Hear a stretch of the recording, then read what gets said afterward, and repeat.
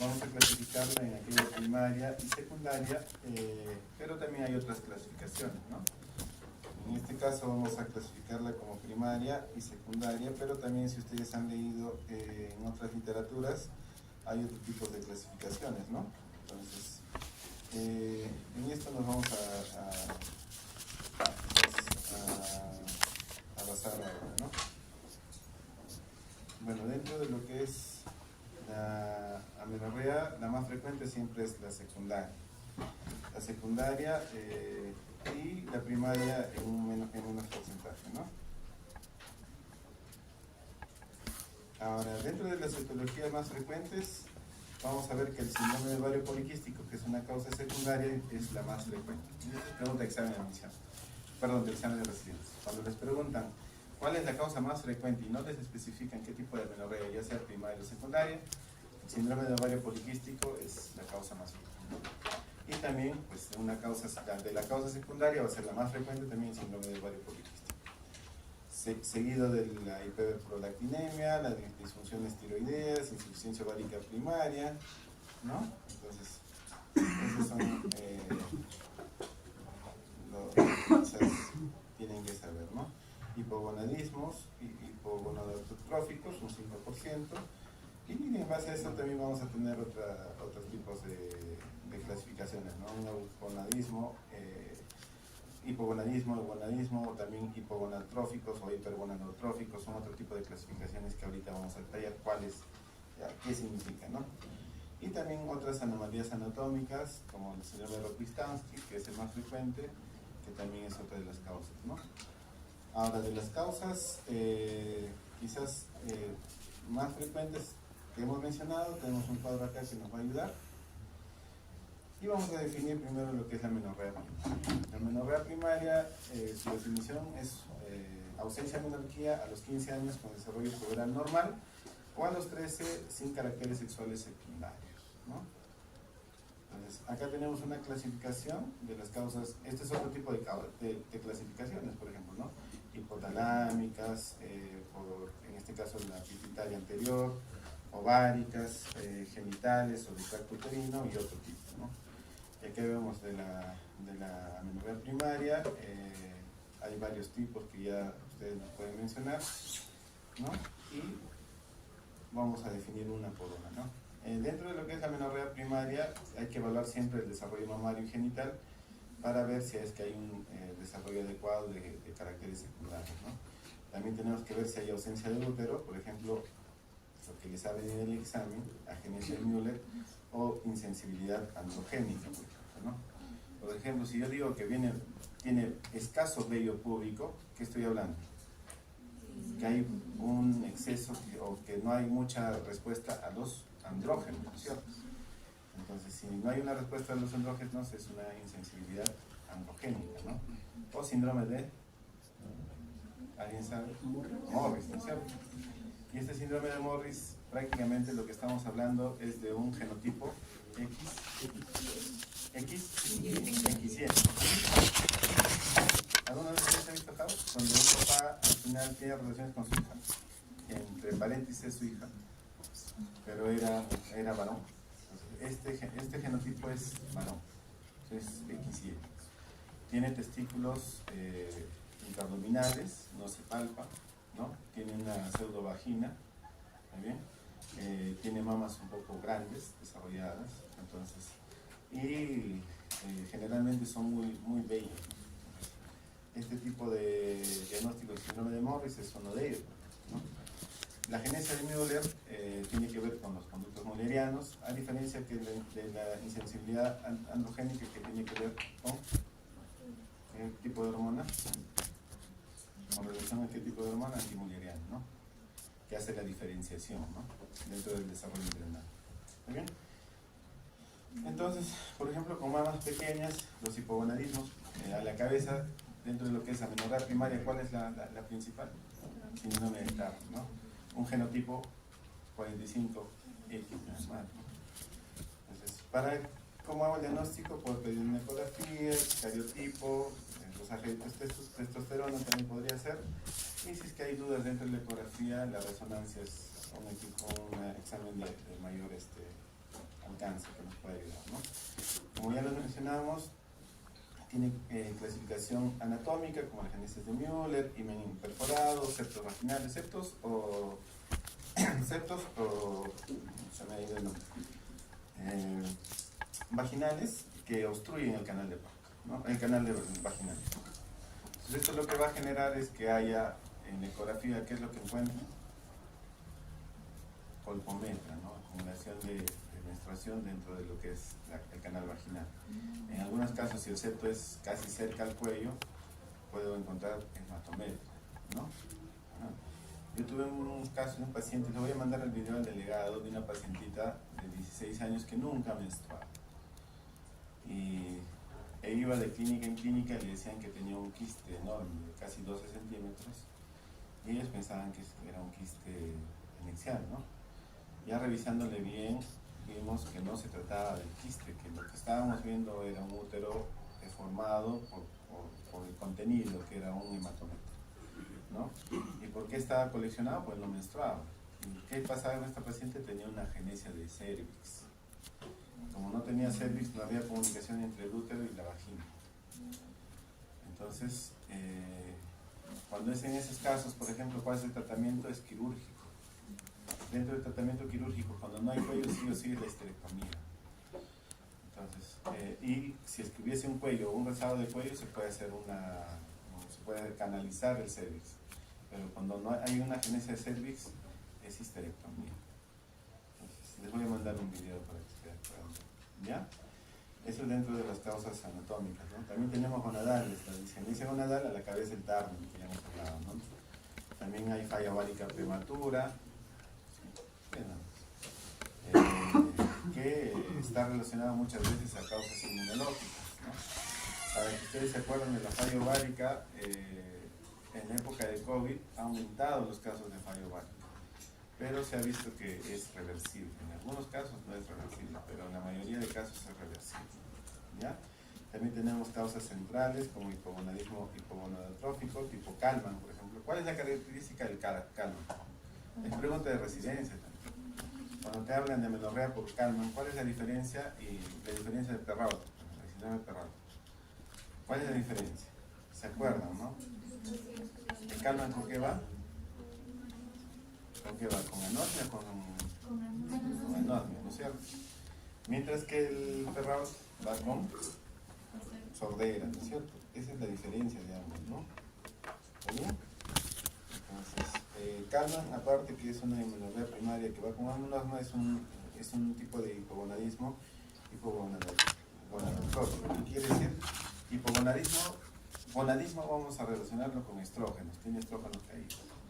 Y lo que es gonadotrófico lo vamos a relacionar con hormonas gonadotróficas, FSH, leche. Entonces, el FSH y el LH en este caso están por debajo del nivel. ¿Sí?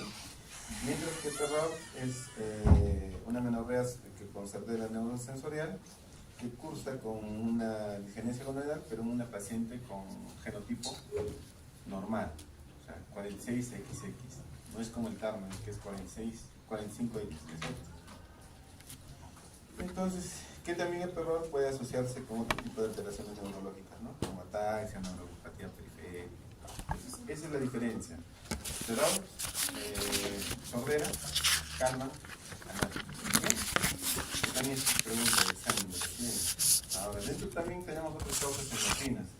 Por ejemplo, la hiperprolesterolemia, en mayor caso el hipotiroidismo, ¿no? Y en pocos casos aislados el hipertiroidismo, pero la causa tiroidea más frecuente es el hipertiroidismo. ¿Cómo hago el diagnóstico, por ejemplo, de hipertiroidismo? Generalmente dosando TSH. TSH más de 4.5 es un sinónimo de es un cuadro compatible con hipertiroidismo, ¿no? Pero en fertilidad, en las mujeres que buscan fertilidad, vamos a hablar de un nivel de 2.5, ¿ya? Acá tenemos las frecuencias, por ejemplo, la más frecuencia de las primarias es la disgenesia gonadal. ¿A la cabeza qué síndrome? Tarno, ¿no? Hipogonadismo hipogonadotrófico. ¿A la cabeza cuál? ¿Cuál? Hemos hablado, ¿cuál es? ¿Qué hemos hablado? calman, ¿no es cierto? Anomalías anatómicas en un 20% y otras causas en un 5%, ¿no? Tenemos algunos ejemplos, por ejemplo, la agenesia de Müller, ausencia congénita de útero y trompas. También tenemos el himen imperforado, y hemos hablado del hematocolpo, ¿no? Septos vaginales transversos. Y también tenemos dentro de las causas gonadales el síndrome de Turner, mosaicismos cromosómicos, por ejemplo. Puede haber fenotipos variables, insuficiencia ovárica prematura, que se define como una falla ovárica antes de los 40 años, ¿no? ¿Por qué? Porque a los 40 años en adelante nos relacionamos más con una menopausia, ¿no? Entonces también ya hemos hablado del síndrome de Kahneman, tumores hipotalámicos e hipoficiarios, ¿no? Como la hiperprolactinemia nos hace pensar en esto. Entonces, ¿qué doso en este caso? Prolactina, ¿no? Un nivel mayor de 23 me hace suponer que hay microprolactinoma. Pero si yo tengo un nivel mayor de 80, otros dicen de 100, sospecho de tumores más grandes. Entonces, ¿qué le pido? Resonancia de silla turca. ¿Ya hemos resuelto cuántas preguntas hasta ahí? A ver, ¿cuántas preguntas hemos resuelto? Ya hemos resuelto la primera, ¿no? La 2, acá, ¿no? Eso nos falta todavía llegar a ese tema. Entonces, también tenemos déficit funcional, como el bajo peso, ejercicio intenso, estrés crónico, la hiperprolactinemia, hipertiroidismo primario, aumento de TRH, por ejemplo, TSH, hipertiroidismo. Entonces, ¿qué vamos a hacer dentro de la evaluación inicial? Historia clínica, examen físico, pero para yo diferenciar de una amenorrea como tal, primera causa de amenorrea que no es ni primaria ni secundaria, ¿cuál es? Embarazo. Entonces, primero descarto embarazo, ¿no? En este caso, la pregunta 3 sería, perdón, la pregunta 2 creo que es, ¿no? Inclusión de embarazo, trastornos tiroideos y prolactina, ¿no? Ahora la pregunta 3 dice, una mujer de 30 años con amenorrea secundaria presenta galactorrea bilateral, la prolactina de 80, entonces ¿qué solicito? Estudio de resonancia magnética en silla turca. Respecto a la amenorrea primaria, señale lo correcto, esto ya hemos hecho. Se define como ausencia de menstruación a los 13 años, ¿verdad? Independientemente del desarrollo de los caracteres secundarios. Falso, ¿no? En hallazgo de mamas desarrolladas indica ausencia de acción estrogénica, ¿verdadero o falso? Falso, ¿no? ¿La agenesia mulleriana es la causa más frecuente de amenorrea primaria? Falso. ¿El síndrome de Turner se caracteriza por útero presente y FSH elevado? Verdadero, ¿no? Es una hipergonadotrófica, ¿no? Entonces, bueno, la presencia de vello púbico, obesidad normal, descarta insensibilidad completa al órgano, no. Pregunta 5, dice, la paciente de 28 años con antecedentes de grado uterino, por eso todavía no llegamos. Vamos a ver. Entonces, tenemos que hay que hacer una historia clínica, antecedentes, un examen físico, prueba de embarazo, ecografía pélvica, portal vaginal, FSH, LH, estradiol, TSH, prolactina, un cariotipo si es que hay sospecha de disgenesias, ¿no? Dentro de las anatómicas, dentro del manejo anatómico, si es que es se va a necesitar cirugía. Si son ganadales, terapia hormonal sustitutiva, vigilancia de complicaciones. Si es central, tratar el tumor, inducir pubertad con estrógenos y progestágenos. Si son endocrinas, corregir la patología de base. Ahora sí vamos a hablar de la amenorrea secundaria, ¿no? Esta es como una historia cuando ya hubo menstruación, ¿no? Entonces, vamos a hacer la historia clínica, que se orienta a causas frecuentes. La más frecuente, ya hemos hablado del síndrome de ovario poliquístico. Vamos a explorar también causas anatómicas. Acá también hay una causa anatómica que generalmente es iatrogénica, ¿no? Y también considerar el SHIHA en antecedentes en aquellos que han tenido hemorragias postparto. ¿Qué es la amenorrea secundaria? Una ausencia de menstruación por más de 3 meses en mujeres con ciclos previos regulares, o de más de 6 meses en aquellos que tienen ciclos previos irregulares. Dentro de las causas, igual por su ubicación, tenemos las hipotalámicas, la pituitaria anterior, las ováricas, genitales y tracto uterino y otros, ¿no? Y ya lo vamos a desarrollar.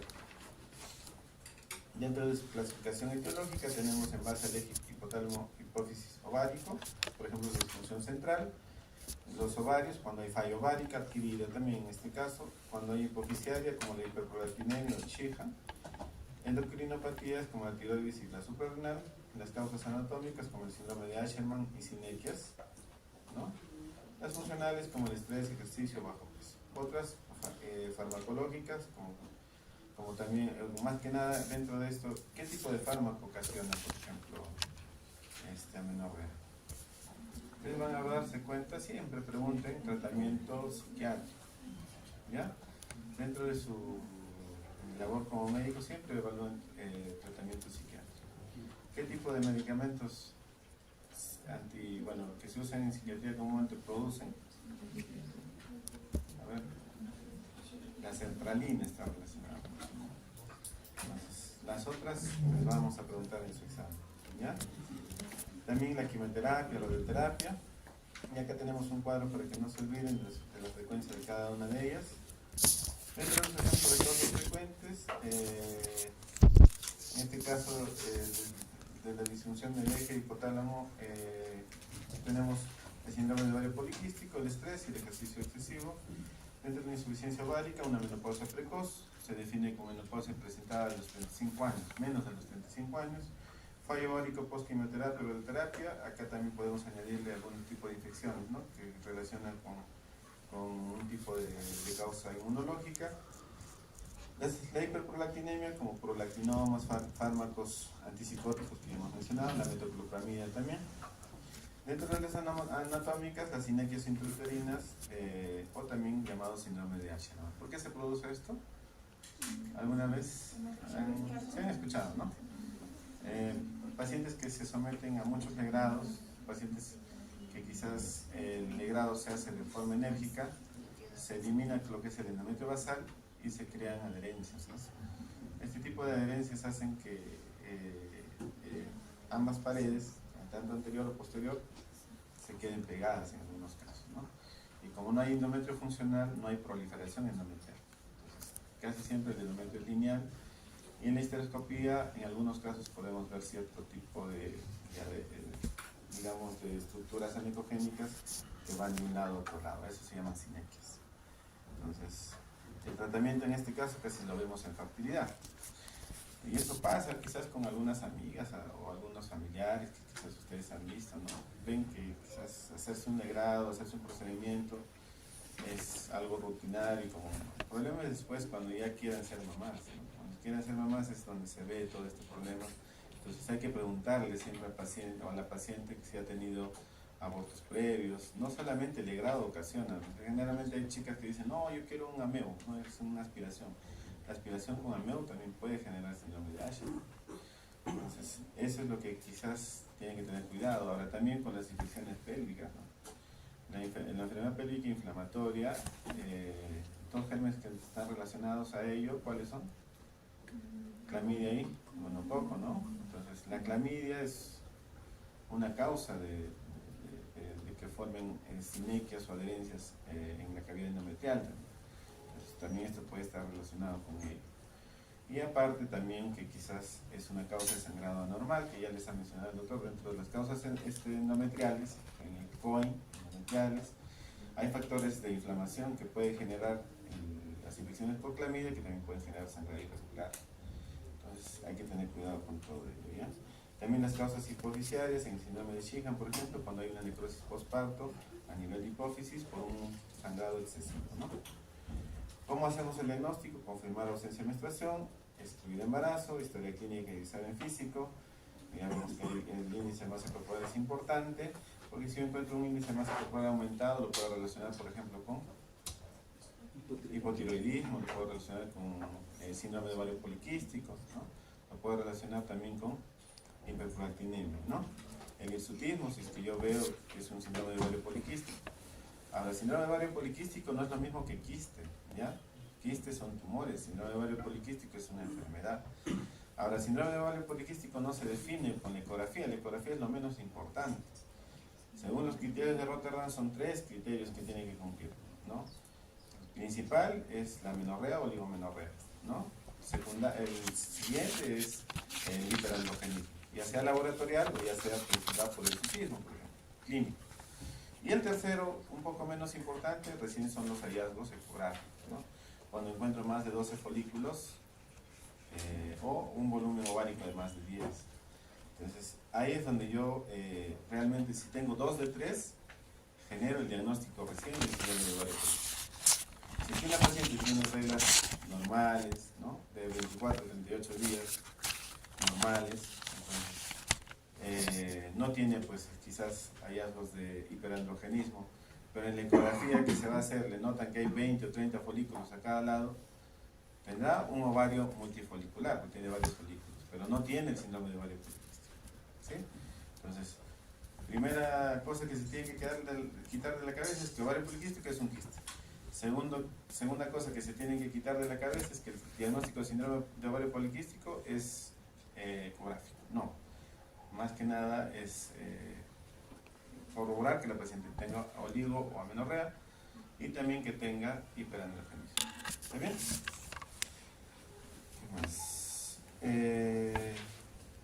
Hemos hablado de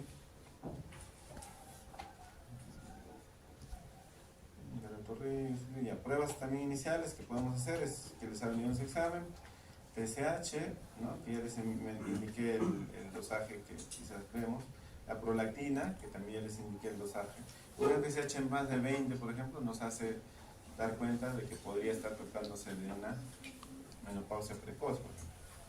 Y un estradiol bajo, menos de 30, por ejemplo, también nos podría estar relacionando a lo mismo, ¿no? Aunque si es que yo quiero diagnosticar menopausia, el mejor o lo más sensible que hay es el dosaje de antimulleriana, menos de 0.3 es bueno. Ecografía pélvica, que nos va a ayudar, o transvaginal también, valorar útero y ovarios, ¿no? Y la resonancia magnética de hipófisis, si es que vemos que es una hiperprolactinemia persistente, la histeroscopía, si se sospecha siliquias también, no solamente para el diagnóstico, sino también para el tratamiento de la histeroscopía, ¿ya? Según la etiología, si es ovario poliquístico, también esto es un mito que ustedes tienen que quitarse, más que nada las chicas, ¿no? De acá levanten la mano a cuántas les han dicho que tiene ovario poliquístico. Bastante, ¿no? ¿Ya ves? Entonces, si es que realmente les han hecho un buen diagnóstico, el tratamiento no siempre es usar anticonceptivos. El uso de anticonceptivos por más de 6 meses está relacionado con eventos cardiovasculares, ¿no? ¿Está bien? Toman nada más sin darse cuenta. Pero lo que acá, por ejemplo, en el síndrome de ovario poliquístico, como está relacionado a la resistencia a la insulina, lo que hay que hacer es cambiar de estilo de vida, ¿no? Ejercicio y dieta. Al final, quizás en la fase más aguda, donde los cambios son muy notorios, podemos usar anticonceptivos. Pero después, la paciente, después de llevar un buen control, tiene que quedarse solamente con una buena rutina de ejercicios y dieta. ¿Ya? Entonces, si yo sospecho, por ejemplo, de síndrome de ovario poliquístico, ¿de qué antecedentes familiares le preguntaría a la paciente? Si tiene papá, mamá diabético, ¿no? Está relacionado, son primos hermanos. Si es que ustedes no controlan, ahora también pasa que hay mujeres o pacientes que dicen, no, mejor que no arreglo, me ahorren toallas, es peor tener la regla, ¿no? Pero ¿qué pasa si, vaya vez, ya lo han pensado, ¿no? Entonces, ¿qué pasa cuando uno no controla el síndrome de ovario poliquístico? O sea, si es que uno no controla el síndrome de ovario poliquístico, hay más riesgo que desencadenen problemas de la resistencia a la insulina, o sea, hay más riesgo que hagas diabetes. Si es que no controlas el síndrome de ovario poliquístico, hay más riesgo que se presente una patología que está relacionada, un tipo de cáncer uterino que está relacionado con este caso, de la resistencia a la insulina, como es el cáncer de endometrio. Entonces, todo ello está relacionado. Entonces, no se trata solamente de decir, no, ya me viene cada 2 meses y estar feliz. No es así, ¿ya? Ahora, el uso de antiandrógenos, por ejemplo, inductores de ovulación si se busca fertilidad. En la insuficiencia ovárica, por ejemplo, tenemos que usar terapia hormonal sustitutiva y asesoría reproductiva. En estos casos hay que ver muy bien, ¿no? Si es que quizás hay un buen estímulo ovárico, vemos si responde o no responde ese ovario a generar folículos. Pero si no, casi siempre usamos ovodonación, ¿no? Seguro que ya el doctor Limaimán les va a hablar más de eso. Dentro de la hiperprolactinemia también tenemos agonistas dopaminérgicos como la cabergolina o bromocriptina que podemos usar.